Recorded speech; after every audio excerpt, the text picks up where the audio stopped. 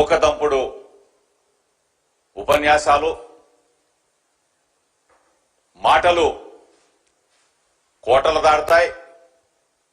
అక్కడ తీరా చూస్తే సరుకు శూన్యం. 7 సార్లు కలెక్టర్ల కాన్ఫరెన్స్ లో చెప్పిందే చెప్పటం,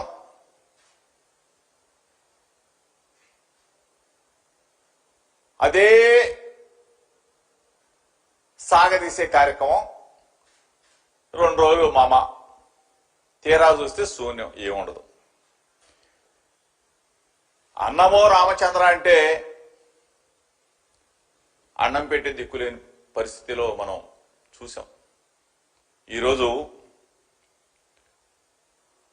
దీనావస్థలో, దిక్కు తోచని పరిస్థితిలో రైతన్న పొలం గట్ల మీద కూర్చొని నా ధాన్యం కొనండి, నా ధాన్యాన్ని ప్రభుత్వం తీసుకోమని చెప్పేసి అడుగుతా ఉంటే కనీసం గోనె సంచులు ఇచ్చే పరిస్థితి లేదు. గోనె సంచులు ఇస్తే ట్రాన్స్పోర్ట్ చేసే పరిస్థితి లేదు. ట్రాన్స్పోర్ట్ చేసి తీసుకొస్తే మార్కెట్ యార్డులో 10 రోజులు 15 రోజుల పాటు రైతన్నల్ని ఇబ్బంది పెట్టి పాపం రైతులు ఆ మార్కెట్ యార్డులో టవల్ వేసుకొని పడుకుంటున్న పరిస్థితులు దేనగాథలు. చంద్రబాబు నాయుడిని అడుగుతా ఉన్నా, నీ సొల్లు ఉపన్యాసాలు మానుకొని కలెక్టర్లందరినీ కూడా ఆ జిల్లాల్లో రైతాంగం పడుతున్న బాధల్ని, వ్యధల్ని, కష్టాలని కన్నీళ్ళని చూడమని చెప్పి కోరుతా ఉన్నా. వాళ్ళ కష్టాలు తెచ్చండి అయ్యా, వాళ్ళ బాధలు వినండి అయ్యా.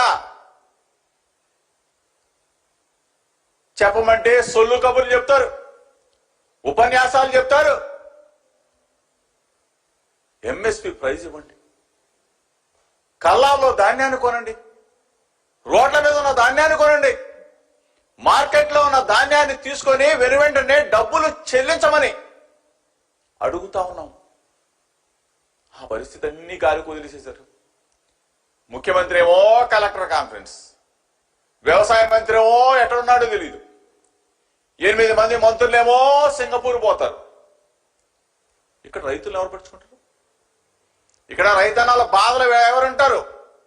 ధాన్యం ఎవరు కొనుగోలు చేస్తారు? మొక్కజొన్న ఎవరు కొంటారు? పొగాకు ఎవరు తీసుకుంటారు? మిర్చి, పత్తి, ఈ పంటల్ని ప్రభుత్వం ఉందా? ముఖ్యమంత్రి ఉన్నాడా? వ్యవసాయ మంత్రి ఉన్నాడా అని రైతన్నలు అడుగుతా ఉన్నారు. ఇటువంటి దిక్కుచోసిన పరిస్థితుల్లో రైతన్నలు ఎప్పుడు వర్షం పడుతుందో తెలీదు, ఎప్పుడు వడగలవాన వస్తుందో తెలీదు, ఎప్పుడు తుఫాన్లు వస్తాయో తెలీదు. ఈ పరిస్థితిలో అరణ్య రోదనగా ఉన్న రైతాంగాన్ని పట్టించుకోకుండా కలెక్టర్లు అందరినీ తీసుకొచ్చి ఇక్కడ కూర్చోబెట్టి 2 రోజులు సొల్లు చెప్తారా? ఏముందని చెప్తారు? 7వ కాన్ఫరెన్స్, 7వసారి కలెక్టర్ల కాన్ఫరెన్స్. ఏం చెప్తారు? 9,74,000 కోట్ల రూపాయలు అప్పు. ఎవరు చేశారు? చంద్రబాబు నాయుడు. ఎవరు చేశారని సూటిగా అడుగుతా ఉన్నా. నీకు రాష్ట్ర విభజన జరిగినప్పుడు 14లో నీకు అధికారం అప్పచెప్పినప్పుడు ఈ రాష్ట్రం అప్పులు 1,40,000 కోట్ల 717 కోట్లతో నీకు అప్పచెప్తే నువ్వు దిగిపోయినాటికి 3,90,247 కోట్ల రూపాయల అప్పుతో దిగిపోయేవే. ఏ ఒక్కరికైనా ఏమన్నా చేసావా? ఏ సంక్షేమ పథకమైనా ఇవ్వగలిగావా? 14 నుంచి 19 దాకా చంద్రబాబు నాయుడు అని చెప్పేసి గుండెల మీద చేసుకోమని చెప్పమంది. ఈరోజు మేము చెప్తాం, సగర్వంగా చెప్తాం, ధైర్యంగా చెప్తాం. మా పార్టీ హయాంలో మా జగనన్న ముఖ్యమంత్రిగా 2019 నుంచి 2024 వరకు 3,90,247 కోట్ల రూపాయలు మేము అప్పుగా చేస్తే డైరెక్ట్ గా ఆంధ్రప్రదేశ్ లో ఉన్న అక్క చెల్లెమ్మల ఖాతాల్లోకి, అన్నదమ్ముల ఖాతాల్లోకి, రైతన్నల ఖాతాల్లోకి, విద్యార్థుల ఖాతాల్లోకి మొత్తం కూడా డిబిటి ద్వారా 2,74,000 కోట్ల రూపాయలు మా జగనన్న బటన్ నొక్కాడు. డైరెక్ట్ గా బటన్ నొక్కాడు. అది ప్రభుత్వం అంటే, అది పరిపాలన అంటే. డిబిటి ద్వారా కాకుండా నాన్ డిబిటి ద్వారా 1,40,000 కోట్ల రూపాయలు నేరుగా ఇచ్చాం. ఇది మా ప్రభుత్వం, ఇది మా జగనన్న పరిపాలన. ఆ రోజున అందరూ కూడా సంతోషంగా రైతన్న దగ్గర నుంచి, అక్క చెల్లెమ్మ దగ్గర నుంచి, అవ్వాతాత దగ్గర నుంచి, విద్యార్థుల దగ్గర నుంచి ప్రతి ఒక్కళ్ళు సంతోషంగా జగనన్న బటన్ నొక్కితే పండగ చేసుకున్నారు. జగనన్న పథకం ప్రవేశపెడితే మురిసిపోయారు. జగనన్న ప్రతి ఒక్కళ్ళు కూడా రైతుని రారాజుని చేసిన ప్రభుత్వం మాది. ఈరోజు రైతన్నని కన్నీళ్లు పెట్టిస్తున్న ప్రభుత్వం మీది చంద్రబాబు నాయుడు. ఒక్కసారి ఈరోజు సొల్లు కబుర్లతో కాలక్షేపం చేస్తూ అప్పులు చేశారని చెప్పేసి నువ్వేం చేసావు 2 సంవత్సరాల నుంచి? 2 సంవత్సరాలుగా చంద్రబాబు నాయుడు ఏం చేశాడని అడుగుతా ఉన్నా. నీ ప్రభుత్వం ఏం చేసిందని అడుగుతా ఉన్నా. అప్పులు తెచ్చి, అప్పులు కుప్పలు తీసి, ఆ డబ్బులన్నీ కూడా ఏమైపోయాయి? 2 సంవత్సరాల కాలంలోనే మొత్తంగా డబ్బంతా కూడా ఈ రోజున రైతన్న కన్నీరు పెడతా ఉన్నాడా? డ్వాక్రా అక్క చెల్లెమ్మలు సుమారుగా 90 లక్షల మంది అక్క చెల్లెమ్మలు ఒక్క నయా పైసా ఇవ్వగలిగావా? రుణమాఫీ చేయగలిగావా? విద్యార్థుల ఫీజు రీఎంబర్స్మెంట్ ఇవ్వగలిగావా? విద్యా దీవెన గాని, వసతి దీవెన గాని చంద్రబాబు నాయుడు నువ్వు ఇవ్వగలిగావని అడుగుతా ఉన్నా. ఆరోగ్యశ్రీ కొన్ని లక్షల మందికి ప్రాణదానం చేసింది. మహనీయుడు డాక్టర్ వైఎస్ రాజశేఖర రెడ్డి గారి స్ఫూర్తితో కొన్ని లక్షల మంది ప్రాణాలను కాపాడగలిగాం.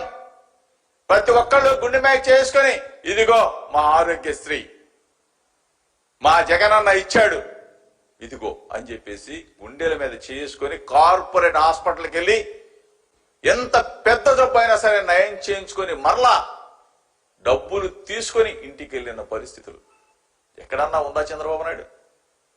మా ప్రభుత్వ హయాంలో తప్ప, మా జగనన్న పరిపాలనలో తప్ప ఎక్కడన్నా చూసావా 29 రాష్ట్రాల్లో అని చెప్పి చంద్రబాబు నాయుడు అడుగుతా ఉన్నా, ప్రశ్నిస్తా ఉన్నా. ఈరోజు 2 సంవత్సరాల నీ పరిపాలనలో నువ్వు ఎక్కిన తర్వాత ఆరోగ్యశ్రీ అటకెక్కింది కదా. ఇన్ని వేల మంది, ఇన్ని లక్షల మంది పాపం జబ్బులతో విలవెల్లాడుతూ హాస్పిటల్ చుట్టూ తిరుగుతూ ఆరోగ్యశ్రీ లేదు, గీరోగ్యశ్రీ లేదు పో అని చెప్పేసి హాస్పిటల్స్ యాజమాన్యాలు బయటికి తరుముతా ఉంటే ఎన్ని వందల మంది చనిపోతా ఉన్నారు. కనీసం పట్టించుకున్న పాపాన పోయావా? ఈ రాష్ట్రానికి పరిపాలన ఉందా? ఈ రాష్ట్రంలో పరిపాలన ఉందా? ముఖ్యమంత్రి ఉన్నాడా?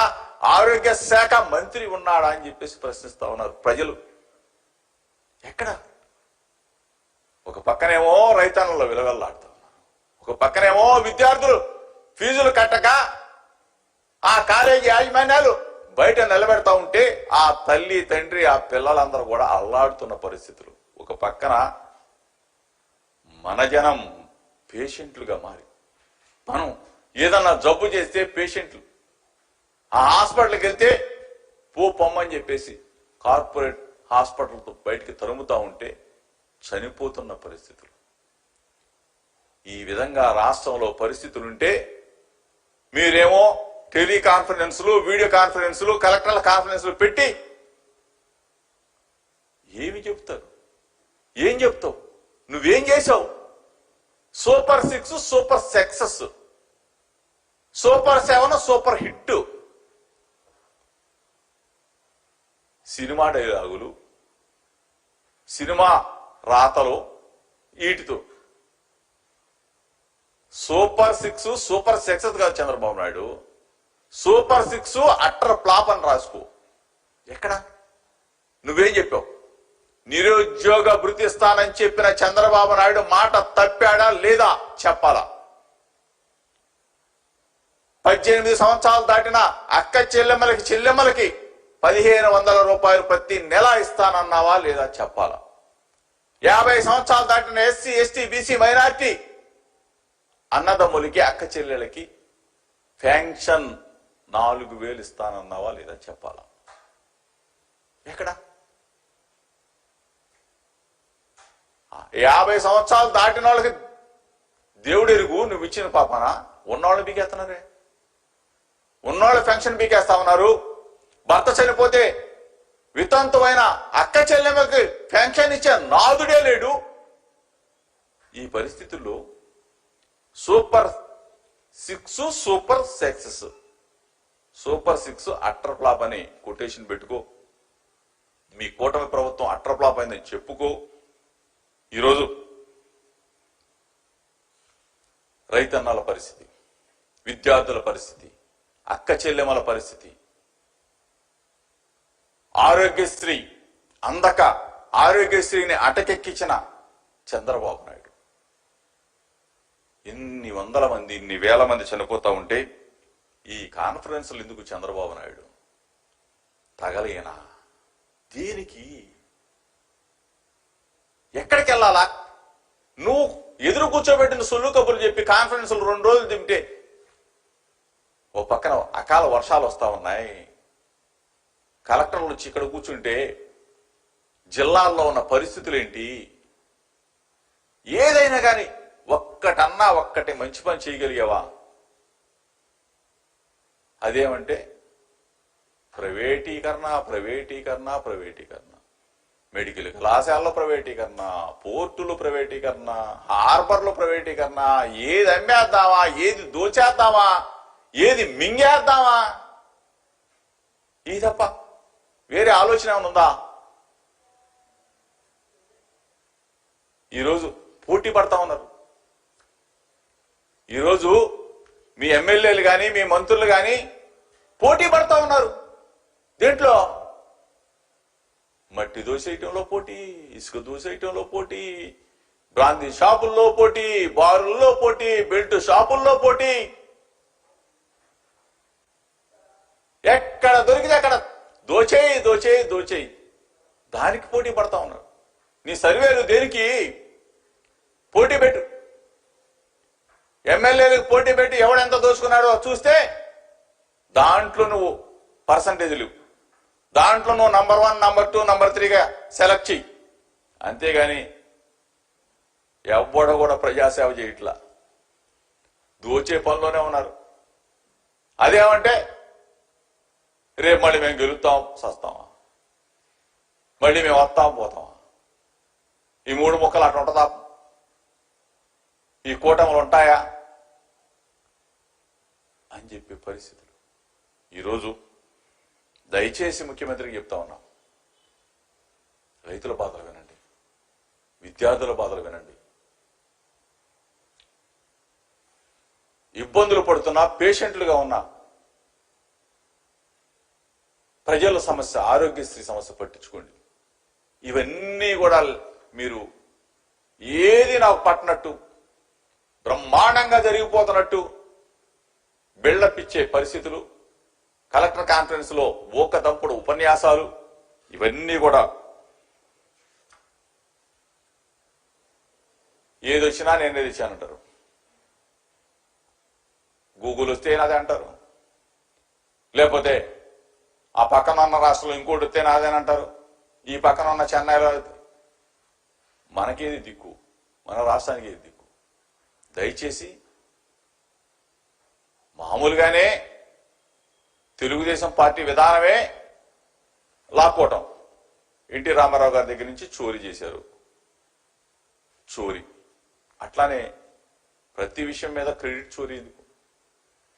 మా మార్కు, మా జగనన్న మార్కు వేసిన పథకాలు కానీ, మేము తెచ్చిన పారిశ్రామిక సంస్థలు కానీ, మా పోర్టులు కానీ, మేము కట్టించిన మెడికల్ కళాశాలలు కానీ, మేము కట్టించిన హార్బర్లు కానీ, మీరు వెళ్ళిపోయి అక్కడ ఫోటోలు దిగి ఇది నేనే కట్టించా నమ్ముతారు జనం. మచిలీపట్నం వెళ్ళి ఆ పోర్టు దగ్గర నిలబడి నేనే కట్టించానని చంద్రబాబు నాయుడు అంటాడు, నమ్ముతారు జనం. విజయవాడ వెస్ట్ బైపాస్ దగ్గర నిలబడి ఇది నేనే కట్టించానంటాడు, నమ్ముతారు జనం.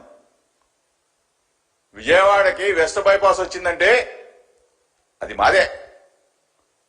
ఈ రోజున ఆ రోడ్లో ప్రయాణం చేస్తా ఉన్నారంటే, సచివాలయం దగ్గర దిగుతా ఉన్నారంటే అది మా ప్రభుత్వ హయాంలోనే, మా జగనన్న హయాంలోనే. విజయవాడ నగరం అభివృద్ధి చెందినా, మచిలీపట్నంలో పోర్టు నిర్మాణం చేసినా, మూలపోర్టులో చేసినా, ఎక్కడ ఏ పోర్టు కట్టినా, ఎక్కడ ఏ మెడికల్ కళాశాల కట్టినా, ఎక్కడ హార్బర్ కట్టినా అన్నీ మాయే. ఆ దగ్గరికి వెళ్ళి రేపు ఫోటోలు దిగుతారు, మేమే కట్టించామంటారు. ఇది ప్రజలు ఎవరు నమ్మరు. మీ సత్తా ఏంటో ఈ 2 సంవత్సరాల్లో కనీసం ఫలాంది కట్టాం, ఫలాన్ దానికి శంకుస్థాపన జరిగింది, ఫలాంది ఆంధ్రప్రదేశ్ రాష్ట్రంలో ఈ పరిశ్రమ వచ్చింది చెప్పండి. దయచేసి ఈ ప్రభుత్వానికి చెప్తా ఉన్నా, దయచేసి ముఖ్యమంత్రి గారికి చెప్తా ఉన్నా, మీరు మనసు పెట్టి ఇమీడియట్ గా రైతన్నల పక్షాన నిలబడిన, ఈరోజు రైతులు పడుతున్న దీనగాథల్ని, కష్టాలని, ధాన్యం కొనుగోలు చేయండి, మొక్కజొన్న కొనుగోలు చేయండి, పొగాకు కొనుగోలు చేయండి, మిర్చి. ఒక పక్కన మామిడి రైతాంగం మొత్తం కూడా హలో లక్ష్మణ అని చెప్పేసి గుండెలు బాదుకున్న పరిస్థితులు, అకాల వర్షాలతో మామిడి రైతాంగం మొత్తం కూడా మా హయాంలో మామిడి రైతును కూడా ఆదుకున్న ప్రభుత్వం మా జగనన్న ప్రభుత్వం, మా వైఎస్ఆర్ కాంగ్రెస్ పార్టీ ప్రభుత్వం. ప్రతి ఒక్కళ్ళు కూడా గుండెల మీద చేసుకున్నాయి ఆ రోజున. ప్రతి రైతు మాకేంటి, మా జగనన్న ఉన్నాడు, మా జగన్ బాబు ఉన్నాడు, ఇన్పుట్ సబ్సిడీ ఇస్తాడు, క్రాప్ ఇన్సూరెన్స్ ఇస్తాడు, గిట్టుబాటు ధర కల్పిస్తాడని చెప్పేసి గుండెల మీద చేసుకొని నిద్రపోయారు ఆ రోజున రైతులు. ఈరోజు గుండె పట్టుకొని ఏడుస్తా ఉన్నారు, గుండెలు పట్టుకొని రోధిస్తా ఉన్నారు చంద్రబాబు నాయుడు ప్రభుత్వంలో.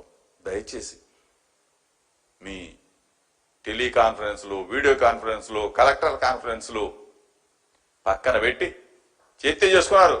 కానీ ఇప్పుడు పడుతున్న ఇబ్బందుల్ని గమనించమని చెప్పేసి, ఇప్పుడు నరకయాతన పడుతున్న రైతాంగం పక్షాన, విద్యార్థుల పక్షాన